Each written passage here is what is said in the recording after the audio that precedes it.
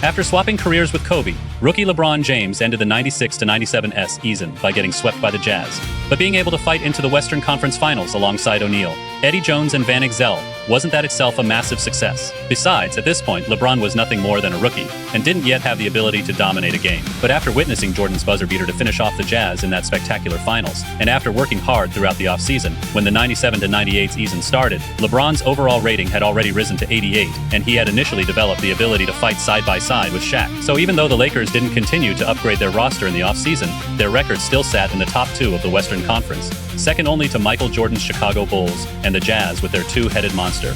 And beyond the Big Shaq, who topped the first-team All-NBA, the Lakers also had LeBron on the third team and Eddie Jones on the second All-Defensive team, making them the only team to simultaneously have three players named to All-NBA teams. And to top it all off, after a season of experience and growth, both LeBron and Jones' overall ratings climbed above 90, making the Lakers stronger than ever before, to the point that when they faced the Kings in the first round, they didn't give them even the slightest opportunity, sweeping them clean and advancing directly to the second round.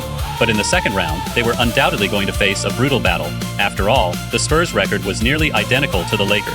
And number one, overall pick Tim Duncan played with a poise that didn't look like a rookie's at all. And San Antonio's coaching staff was clearly superior to LA's. Sure enough, the moment the two teams met, the Spurs immediately showed their terrifying interior defensive capability. LeBron and O'Neal, both used to dominating in the paint, were stopped one after another on offense, while Duncan calmly and unhurriedly knocked down mid-range jumper after mid-range jumper. The two teams' offensive and defensive philosophies were completely different. Of course, Shaq was not someone to be trifled with, and completely locking him down or grinding him out was obviously not realistic. But within just a few possessions, the tension between the two sides escalated rapidly. The paint completely became a gladiator's arena, with blocked shots and steals everywhere, and layup attempts ending in full-body collisions. If you didn't have real ability, there was simply no easy basket to be had. Under the terrifying intensity, the Spurs held firm in the paint the entire time. After grinding through half a quarter, the Lakers had only managed 6 points, and all of them were scraped together through sheer chaos. Just when it seemed like there was no answer, LeBron's shooting suddenly exploded, and he alone kept the Lakers right there with the Spurs in a deadlock. With under a minute remaining, the two teams had reached a full boil. San Antonio fights for it, and the Spurs successfully gain possession. Out to the right wing. Duncan with the floater. Lakers rebound. Los Angeles calls timeout. Don't rush the offense. They still have enough time to run one quality possession. Right now, they need to run what they do best. The opportunity is there. They have the chance to take a big lead. Van Exel with the ball. Stolen by Robinson. Shaquille O'Neal picks up a foul. And that is his last foul. He cannot come back to this game. At the most critical moment, the Lakers commit a fatal low-level turnover. And this is already the Admirals' third steal of the exact same kind. With Shaq fouled out, can they still create a miracle? Let's wait and see. Who among the Lakers' four All-Stars will take the crucial shot? The ball finds Van Exel's hands, and that three-pointer hits dead center. A beautiful three. The score is tied. Van Exel truly deserves his reputation as a master of chaos. In life or death moments, he has saved the Lakers many times over. So this time, will he once again be the answer the Lakers need? To Duncan. Duncan shoots a floater over Horry. He makes it 4-10 left. Unbelievable. Unbelievable. You know, at the risk of being a shill now, I know why they say, we love this game. What a just unbelievable. But as Duncan's floater drops cleanly through the net, the Lakers, out of timeouts, can only rush into a desperate shot and are left with no choice but to accept this game one loss on their home floor. Of course, the series had only just started, and LeBron was visibly finding his groove more and more. There was every reason to believe they were fully capable of fighting their way back into the Western Conference Finals. But what nobody could have anticipated was what happened in Game 2. The Spurs essentially ran a bloodbath on the Lakers' home floor. They dominated the Lakers quarter by quarter across all 4 periods, with as many as 7 players reaching double figures. The Lakers, whose roster was clearly the stronger of the two, somehow found themselves on the losing end. So when they arrived in San Antonio down 0-2, there was no road left to retreat. Game 3 was win or go home, no other option. The moment the game tipped off, Shaq came out with overflowing fury, wanting to tear the Spurs' defense apart. But after accidentally slamming a dunk attempt off the rim, what he got in return was Duncan's boring, yet precise reverse bank shot. The Lakers scored through the most primitive physical gifts. One man against many. moving mountains with brute force. Every possession looking like an attempt to shatter the basket. The Spurs, meanwhile, moved with effortless ease, using 4 ounces to deflect 1,000 pounds. If the Lakers weren't so uniquely gifted, it would have been very hard to still have enough energy to keep trading blows with San Antonio, with less than 5 minutes remaining, still locked in a deadlock. They couldn't stop the Spurs pick and roll, but they always found a way to get the ball through the basket. So who would be the last one standing between these two teams? Let's watch together. Out to the left wing, a jumper from 16 feet out. Duncan hits it cleanly. That pass slowed the defender's reaction by 1 step. Into the middle. The pass is disrupted, stolen by Duncan. And that fast break is very aggressive. Pass to Del Negro. Duncan now, being guarded by O'Neal. Pulls up over O'Neal. Duncan's shot doesn't fall. LeBron with the ball. The margin in this game is just 1 point. LeBron attacks hard. Duncan pulls down the rebound.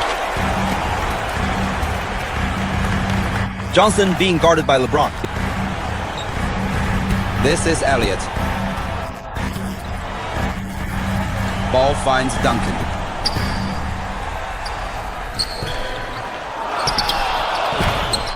Oh, O'Neal grabs the rebound. Eddie Jones in the corner, drives inside. Robinson steals it. Johnson, a great interior pass. Duncan catches, and he is blocked. They charge up, he rises. Shaq finishes with a powerful dunk. The game has reached the 4th quarter, but both sides are still closing score. Fires from the wing, a beautiful bank shot. Van with the ball now, being guarded by Johnson. The ball gets knocked out of bounds by the Spurs, so it is Lakers ball. The Lakers retain possession. Inbounds received. Van Exel is a little unlucky on this one. It doesn't go in. Ball finds Robinson. O'Neal sends it back with a big block. Van Exel now being guarded by Johnson. This is a critical attacking moment. The defense is very well set. O'Neal comes to set the screen. 6 seconds left on the shot clock. Jones receives. LeBron, a step back jumper. And the rebound comes down to Duncan. Johnson now.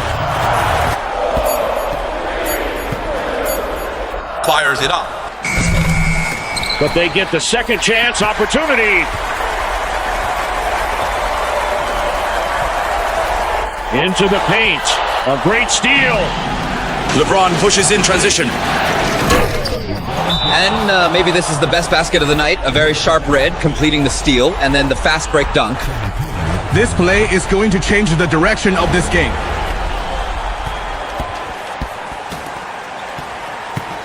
Duncan with the ball. Pulls up over Blount. It is good. Duncan's offense is just so steady. His fundamentals are truly so solid. The Lakers call timeout. They still have enough time, enough to get 2 more possessions. Let's see if they will do that.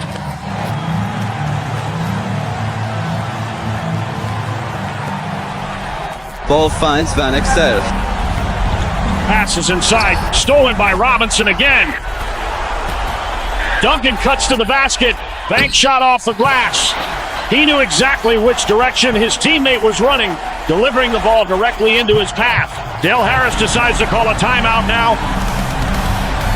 And it is stolen again. The Lakers' clutch play is truly so bad. 2 straight inbound plays, 2 straight bizarre turnovers. Every single player on the Lakers seems to lack the courage to truly step up and take over the offense. Such a cowardly performance directly throws them into a very difficult situation. They have no choice but to resort to fouling. The gap has already reached 5 points. The Lakers urgently need to get a basket. Fisher with the ball. Into the middle. Big Shaq attacks hard. David Robinson grabs the rebound. They go to the intentional foul strategy. The Lakers look like their mentality has completely broken down. A layup from right in front of the basket, and O'Neal somehow misses it in the most baffling way. And as Avery Johnson knocks down both free throws again, O'Neal even commits his stunt foul, using that act to vent his own dissatisfaction. Last season's Western Conference Finals team getting blown out by a soft interior player in Robinson and a rookie forward. O'Neal simply cannot stand this humiliation. Looking at the stats, LeBron's spot point performance clearly shows he gave everything he had. The fault lies entirely with Eddie Jones and Van Exel, who are nothing more than empty names and truly failed to carry their weight. What made it even more humiliating was the fact that even with the Spurs losing their starting point guard Johnson in Game 4, the Lakers still couldn't beat the Spurs. Van Exel's poor performance once again buried not just Shaq's entire effort for that game, but possibly the entire season's effort as well. And so, after once again spending an entire season as nothing more than a supporting act, the Lakers finally ran out of patience with a Van Exel and an Eddie Jones who simply didn't have strong enough competitive fire. And in the offseason, they went to work aggressively in the trade market. They first sent Eddie Jones and Campbell out in exchange for three-time All-Star Glenn Rice, and then shipped Van Exel off to Denver in exchange for Tyronn Lue and other assets. With Jordan retired, the 98-99 season made the Lakers the undoubted favorites to win the championship. LeBron's overall rating had skyrocketed all the way to 94, and the Jazz's two old players were already old, but nobody could have predicted what was coming. Roster chemistry issues and a wave of injuries completely ruined the Lakers' regular season, and they finished with only the 6th seed in the Western Conference. This directly led to a situation in the playoffs where, after barely and narrowly beating the 3rd-seeded Sonics in the first round, they ran straight into a second-round matchup against a Spurs team that had also underperformed due to injuries. Old grudges and fresh wounds, the Big Shaq and the Young King decided to settle everything at once. Compared to the previous season, aside from Duncan, the rest of the Spurs saw slight rating drops, but their experience grew more seasoned. With Duncan acting like a Swiss Army knife, constantly fixing gaps on both ends, the team's overall strength did not decline, it improved. As a result, once Game 1 began, the Lakers' offense became very unsmooth. Their deadly weapons were consistently suppressed and hard to execute. Other than fragmented, non-tactical offense and relying on raw talent, they failed to show the rhythm a strong team should have. In his 3rd year, LeBron James still lost his usual dominance whenever facing the Spurs. Shaq also had to play in an extremely physically exhausting way. Moreover, they not only failed to find an effective defense against the Spurs' one-top-5 pick-and-roll mid-range, but also still could not accurately and safely deliver the ball inside to O'Neal. Of course, even relying purely on physical gifts alone, the increasingly maturing Shaq and the Young King could still run all over the court. No matter how many layers of defense San Antonio set up, containing them completely was beyond reach. With just over 4 minutes remaining, the Spurs and Lakers were still locked in an unusually intense battle. Ball finds Rice. Three-pointer. Doesn't fall. Elliott gets stolen by O'Neal. Shaq finishes with a powerful dunk. A sharp steal and a fast break. It looks like they are ready to make their move. Johnson now. High post jumper. It is good. He gets lucky. The ball finds the bottom of the basket. A perfect screen, giving him a very good shooting window. The Big Shaq. O'Neal's power move was blocked. Johnson now. Here is Elliott. Duncan with the ball, being guarded by Horry. Duncan's shot doesn't fall. LeBron with the ball now. Robinson grabs the rebound. Normally, once he rises up for a layup, it usually goes in. This time, the defender did a very good job. Into the middle.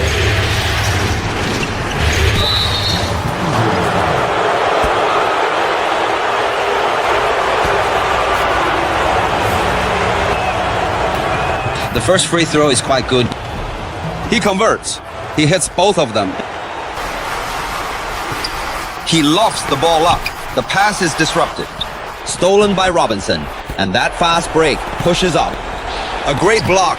They successfully get the ball back. Johnson can't finish. Shaq is about to dominate. This is Rice. LeBron James on the wing. Passes inside. Stolen by Robinson. Jackson with the ball. Finds Johnson. Elliott. Now Robinson being guarded by Harper. Caught in an O'Neal double team. James grabbed the rebound, and the Lakers are going on the fast break. Now being guarded by Duncan. The referee's whistle blows. This foul is very obvious. He is heading to the free throw line. He hits the first one. And now the gap between the two teams is just 5 points. He converts, both free throws are good. Johnson with the ball. Pass to the post. Duncan's strong drive is fouled by Horry. He misses the first free throw. This one is truly so critical. They really wanted that one to go in, but he still has one more chance. He successfully converts the second. They lead by 5. Harper on the outside. Passes to the big Shaq. Robinson with the rebound. The defender's fingertips were just a little bit away from blocking that ball. Duncan is double teamed. Duncan forces a shot. O'Neal pulls down the rebound. James's most effective attacking move is activated. He draws a foul from Elliott. The first free throw is very well executed. The gap has already narrowed to 4 points. He misses the second one. They should have come away with both from that line, and now they still trail by 2 possessions worth of points. Condon and O'Neal double team. Ball finds Jackson's hands. Fires from 3, and that three-pointer is accurate. They are extending the lead. The rest of this game should be easy to play.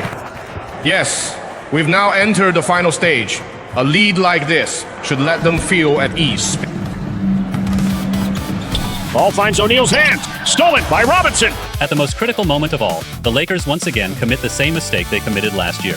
The Spurs are like a measuring stone. The Lakers look like they had grown over the past year, but it only took one game for their true self to be fully exposed in front of San Antonio. O'Neal, LeBron, and Rice's individual statistics were beyond reproach, and playing on their home floor, their ability to draw fouls was at its peak. But when Duncan could comfortably close out a game using just 20 minutes of playing time, breaking through the Spurs' defensive siege was undoubtedly as hard as climbing to the sky. So holding serve at home in Game 2 became the top priority. But who could have imagined that Duncan in Game 2 would be like a devil freed from all restraints? Even when he occasionally became a backdrop to the Lakers' 2 dominant forces, he and the Admirals still kept the paint locked down like an iron fortress. He not only kept LeBron and O'Neal from getting into their sweet spots, he also continuously used all kinds of mid-range weapons, both directly and indirectly, to punish the Lakers' drop-back defensive coverage. So can the Lakers put a stop to their consecutive losses against the Spurs, and with the bearing of a winner, drive the Spurs, who have taken over as the home side, out of the Great Western Forum? Let's wait and see. The Lakers need to score quickly. This is Harper. Jackson guarding him. LeBron catches, and the shot is blocked. Here it is. 1-on-1. Put back. The rebound goes to O'Neal.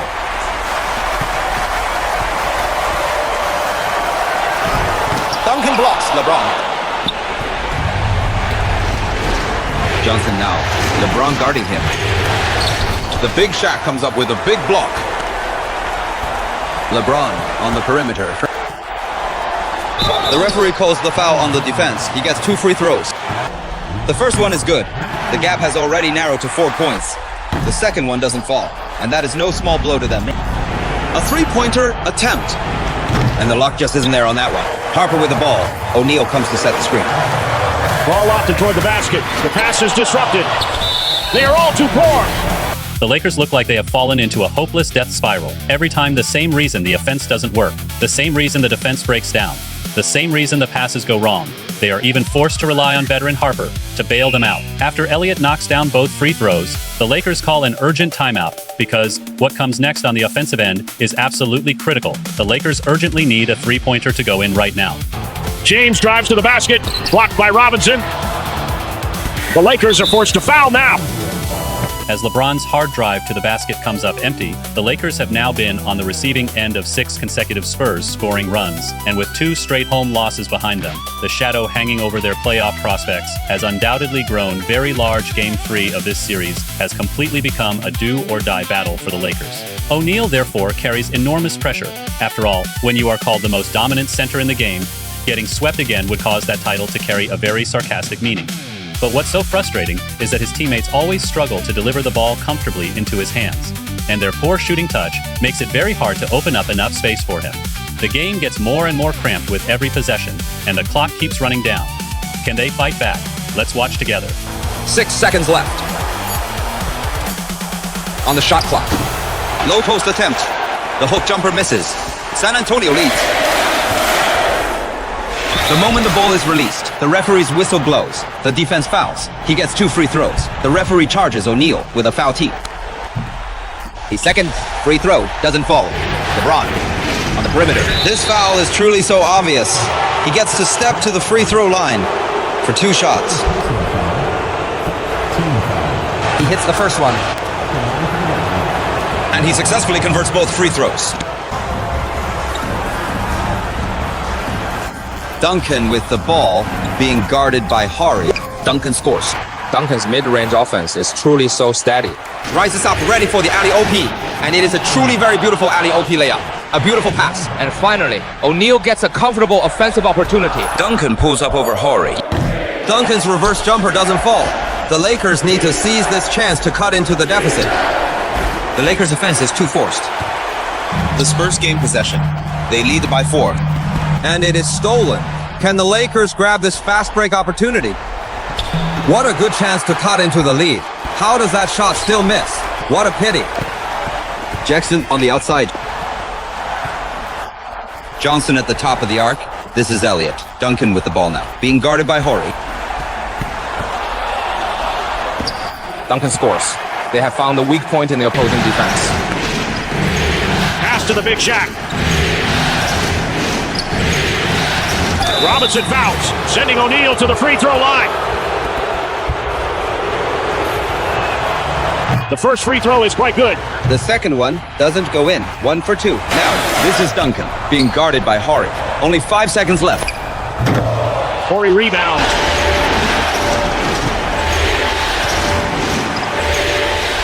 And he is blocked. Johnson now, ball finds Duncan.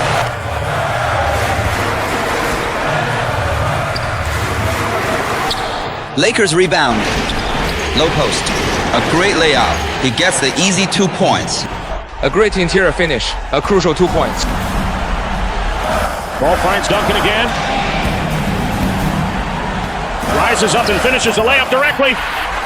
The defender completely failed to keep up with his footwork on the drive. LeBron on the perimeter. O'Neal receives. Robinson in coverage. O'Neal attempts the little hook, and it doesn't go in. The ball hits the back of the rim. After O'Neal's floater doesn't fall, the Lakers' situation once again moves toward defeat. And yet, it's not yet at a point of total despair, but Shaq once again commits his 6th foul and heads to the bench, throwing a completely unmanageable mess squarely onto the shoulders of LeBron and Rice. Perhaps he is venting his own frustration, or perhaps he is voicing his disdain for the coaching staff's incompetence and his teammates' inability. But what was surprising was that LeBron and Rice actually each knocked down a basket in the following possessions, although it was a drop in the bucket and hard to change the reality of yet another year getting swept. But all kinds of signs were pointing in the direction of the outside world's rumors. Perhaps it was time for the Lakers to bring in a more reliable head coach. They absolutely did not want to go out like this again. They also hoped they could be the team that was still standing at the very end. And in the offseason, everything finally went the way Shaq had been wishing for. Phil Jackson, the 6th championship-winning head coach from the Bulls, and his triangle offense system were brought to the Lakers. So will Shaq and LeBron now take off from here and welcome their first championship together in the 99-0 season? Brothers, for what happens next, stay tuned for the next installment.